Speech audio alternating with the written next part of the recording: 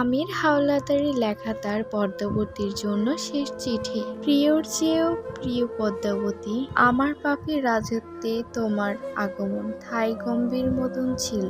যখনই দেখি তুমি দাঁড়িয়ে আছো, আমার হৃৎপিণ্ড থমকে যায়।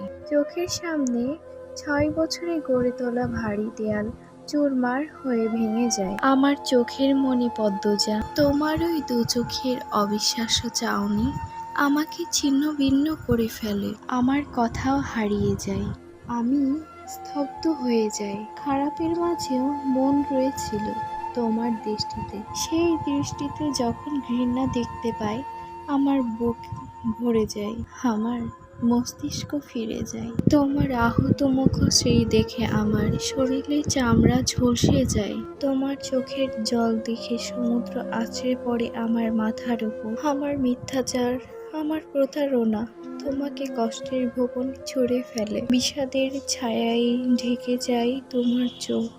সেই বিষাদটুকু মুছে ফেলার অধিকার আমি হারিয়ে ফেলেছি। যদি পারতাম আকাশের মেঘ হয়ে তোমার কাজল কালো আঁখি ছুঁয়ে সবটুকু বিষাদ ধুয়ে মুছে সাফ করে দিতাম। আমার প্রথম ও শেষ ভালোবাসা। তুমি একটু দূরে সরলেই যে আমি মনে মনে পুরো পৃথিবী ভস্ম করে দেওয়ার ইচ্ছে করি। সেই আমি পরিষ্কার দেখতে পেলাম, আর আমার পথ চলা এখানেই শেষ। আমি শান্ত পাথরের মতোই স্থির হয়ে যাই।